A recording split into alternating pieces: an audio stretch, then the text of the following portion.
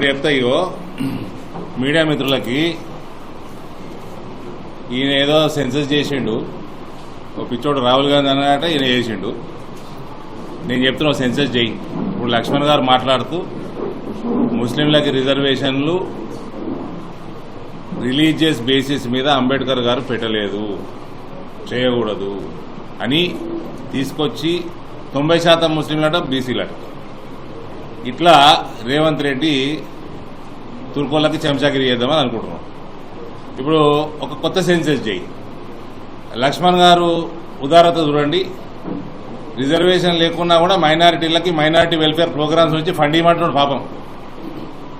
ఒక కొత్త సెన్సెస్ చేయి రేవంత్. నా డిమాండ్, తుర్కోల దగ్గరికి వెళ్ళి రాష్ట్రానికి ఎంత ఆందాన్ని వస్తున్నది, హిందువుల దగ్గరికి వెళ్ళి ఎంత ఆందాన్ని వస్తుంది చెప్పు. ఫస్ట్ ఒక సెన్సెస్ చేయి, ఆందాన్ని తీసుకురాపో. కరెంటు బిల్లు వసూలు చేయలేదు దద్దమల్లి మీరు ఓల్డ్ సిటీ పోయి. నీ హైడ్రా మతమేందా? నీ హైడ్రా జేసీబీ మతం చెప్పు. పోయిందా ఇలాంటి వరకు? ఆడికి పోయిందా? ఓవైసీ ఖాళీలో కొడతాడు. హైడ్రా మతం చెప్పు, ఇంకోటి చేయి, సర్వే చేయి. తుర్కోలోకి వెళ్ళి రాష్ట్రానికి ఎంత ఆమ్దాని ఉన్నది, హిందువుల దగ్గరికి వెళ్ళి ఎంత ఆమ్దాని ఉన్నది చేయి. చెప్పమ్మా. నిరుద్యోగులకి 4,000 వృత్తి ఇస్తా, నిరుద్యోగ వృత్తి ఇస్తా అన్నావు. చెప్పక ఊకే కులచిచ్చు పెడదామని చూస్తున్నాడు. ఇప్పుడు చేయి సర్వే. ఇది తుర్కోలు ఎంత ఆమ్దాని ఉన్న తెలంగాణకి, హిందువులు ఎంత ఆమ్దాని ఉన్న చేయి. నీ హైడ్రా మతం ఏందో చెప్పు. రేవంత్ రెడ్డి గారు కాంగ్రెస్ లో కొత్తగా వచ్చినాడు, కాంగ్రెస్ చరిత్ర తెలియదు. నెహ్రూ గారు, ఇందిరాగాంధీ, రాజీవ్ గాంధీ ప్రధానమంత్రులు అయినారు. మొదలు మీరు ఎందుకు సెన్సస్ చేయలేదు వాళ్ళని అడగమని రేవంత్ రెడ్డి. ఇన్ని సంవత్సరాలు మీ దేశాన్ని పాలించారు కదా.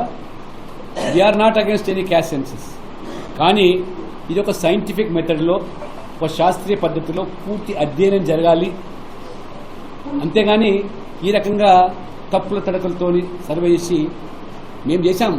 ఇవాళ దేశంలో ఎక్కడైనా చేసిందంటే బీహార్ గవర్నమెంట్, ఎన్డీఏ గవర్నమెంటే చేశాము, బయట పెట్టాము, తీర్మానం చేశాం. 69% ఆ రేషియో ప్రకారం రిజర్వేషన్ అడిగాము. అన్ఫార్చునేట్ కోర్టు కొట్టేసి మా చిత్తశుద్ధి. కాబట్టి we're not against any census, caste census. సమయం రావాలా, అధ్యయనం జరగాల, శాస్త్రీయ పద్ధతులు జరగాలి. అప్పుడు దాని వీఆర్ నాట్ అగేన్స్ట్. మరి 1 కోటి మంది తక్కువ ఉన్నారు కదా, ఏమైంది? ఏమన్నాడు? 1 కోటి మంది జనాభానే తక్కువ ఉన్నారు ఆయన సెన్సెస్లో. మొన్న చెప్తే కదా, కవర్ చేసిరు కదా మీరు.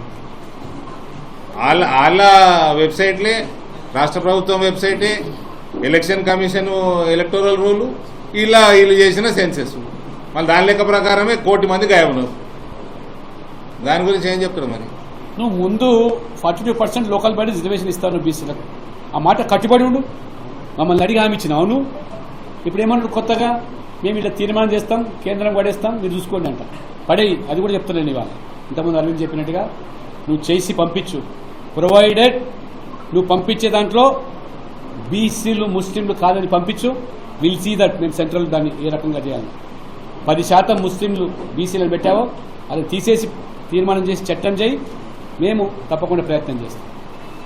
10% వచ్చి అప్పనంగా వాళ్ళకి హైదరాబాద్లో 150 మున్సిపల్ డివిజన్స్, గ్రేటర్ హైదరాబాద్. బీసీలకు 50 డివిజన్లు. 50 డివిజన్లలో ఈ బీసీ ముసుగులో ఈ మజ్లిస్ వాళ్ళు జర్రి 50లో 38 మంది వాళ్ళు గెలిస్తే 12 మంది అసలు బీసీలు గెలిచారు. అంటే మీరు ఈ రకంగా మున్సిపాలిటీలో, పంచాయతీలో, జిల్లా పరిషత్తులో అంటే బీసీలు అన్నీ కూడా వాళ్ళకి అప్పచెప్పడానికి పడుతున్న కుట్రను వాళ్ళ భగ్నం చేయడానికి బీజేపీ మాత్రమే ఉంది. మిగతా అందరూ కూడా తొత్తులే. ఓట్ల కోసం వాళ్ళు జీవుతున్నట్టు కానీ బీసీలకు న్యాయం చేయటం కాదు. మోదీ గారు ఈ సమాజంలో బీసీ, ఎస్సీ, ఎస్టీలతో పాటు అగ్రవర్ణంలో పేదలు కూడా మొదటిసారి రిజర్వేషన్ ఇచ్చింది మోదీ గారు. 10%. అగ్రవర్ణాల్లో కూడా కొంతమంది పేదవాళ్ళు ఉన్నారు, బ్రాహ్మణులు. వారు రోజు పౌరోహిత్యం కోసం ఏ రకంగా పాపం నా దగ్గరనే చిక్కటిపల్లి అరుగుల మీద స్వరాజ్ హోటల్ దగ్గర 100 మంది అంత ఉదారమైన మనస్తత్వంతో వాళ్ళకి రిజర్వేషన్ ఇచ్చింది. కానీ we're not against any section. మీరు చిచ్చు పెట్టడానికి ప్రయత్నం చేస్తారు, ప్రజలు మోసపో. అందరికీ కూడా బ్యాక్గ్రౌండ్ చెకప్ చేసి మీరు ఆలోచించి కొట్లాడి పోరాడతాను. ఇప్పుడు టీచర్స్ ఎమ్మెల్సీ అభ్యర్థి అయిన అంజిరెడ్డి గారిని గ్రాడ్యుయేట్స్ ఎమ్మెల్సీ అభ్యర్థి అయిన అంజిరెడ్డి గారిని 27వ తారీఖు నాడు 1వ నంబర్